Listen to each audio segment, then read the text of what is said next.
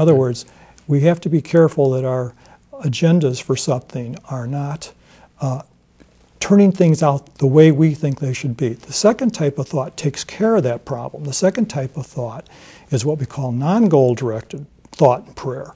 And in non-goal-directed prayer, what is happening there is you are suppressing the ego enough so that what is going to occur in an experiment is what is best for the situation, not necessarily what you want to happen. And this is more of a thy will be done prayer.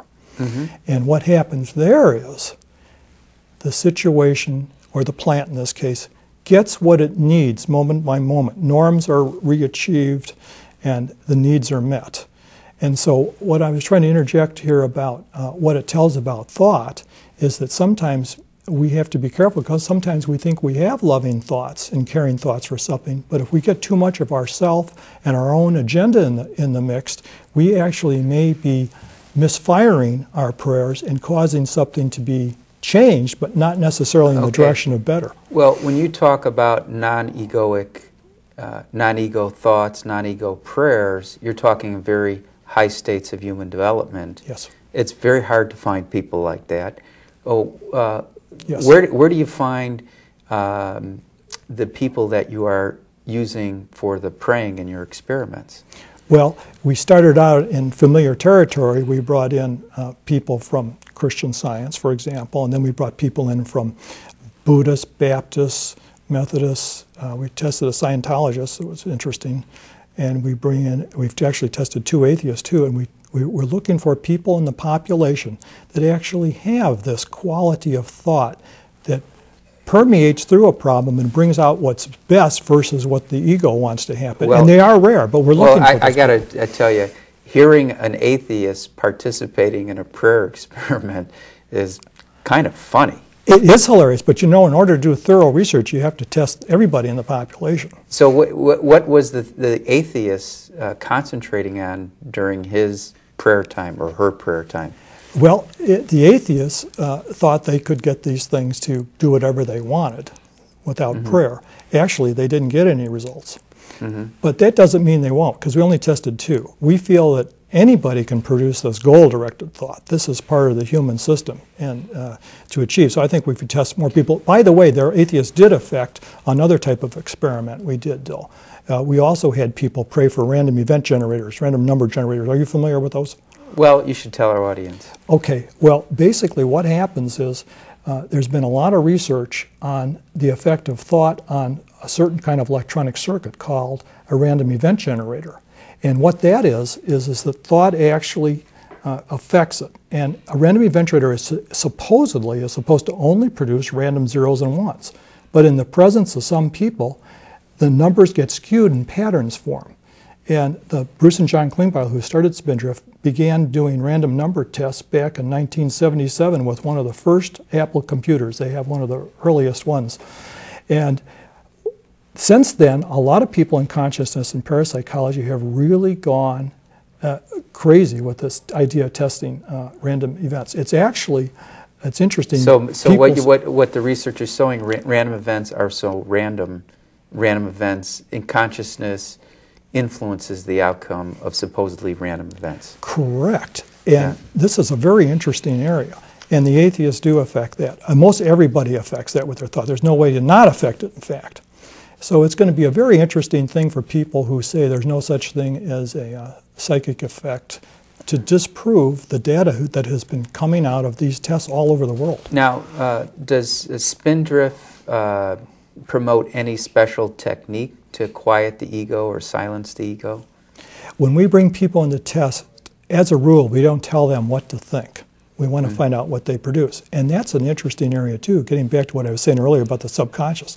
Some people will come in, and you assume from their background as an experienced prayer or a very spiritual person or a healer that they would get a certain result. And sometimes they get the opposite result. They find out that they're very manipulative. And other people come in that have no idea of what to do in a test, and they're just natural healers.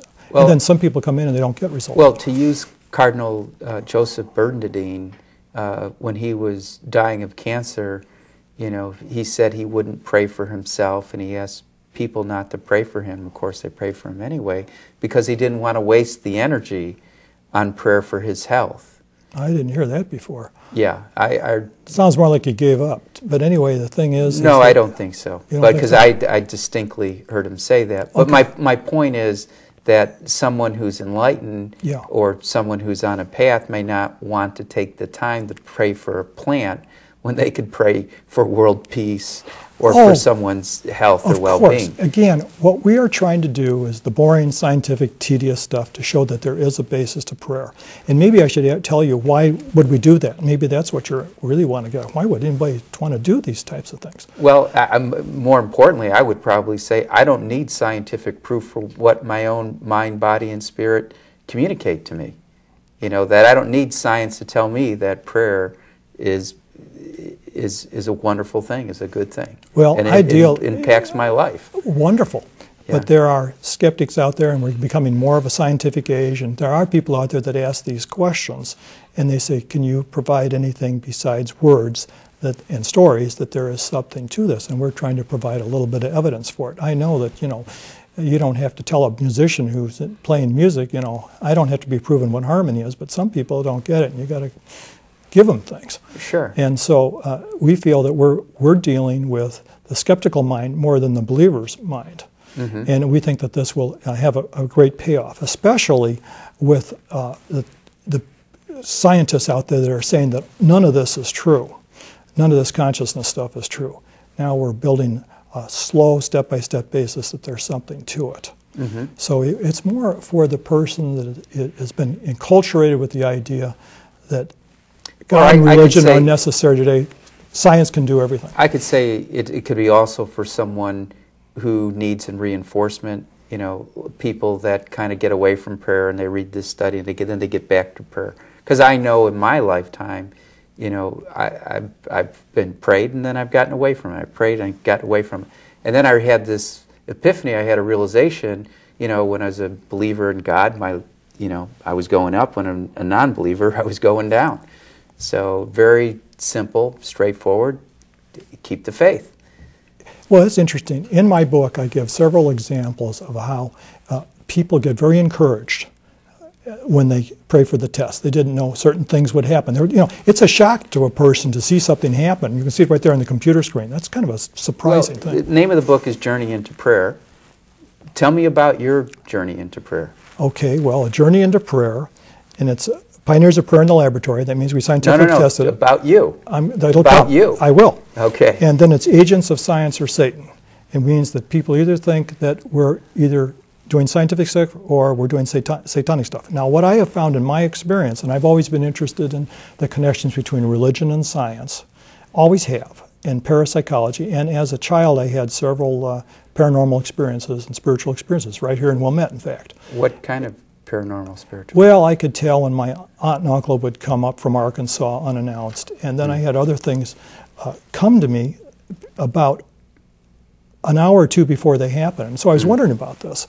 And then about 15 years old, I started really thinking about it. And the more I thought about it, the more I suppressed the ability of this to come about. In other words, when it was free thinking. Cultural? Was it cultural that you learned to suppress? It was completely cultural. Mm-hmm.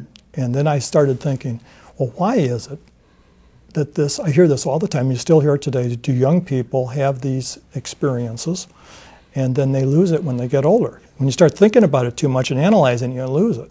So if I'm really going to be interested in pinning some of this down, I better find people that are studying this deeply, because it is important when we have our experiences.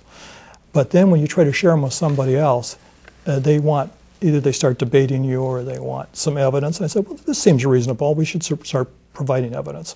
So my journey into prayer became a journey into finding people who are interested in consciousness research. And I had been in contact with people all over the country in this. And then I found out, as I said, how ironic. Just a few towns over, when I moved to Mount Prospect in Schaumburg, was Bruce and John Klingba, who started Spindrift Research.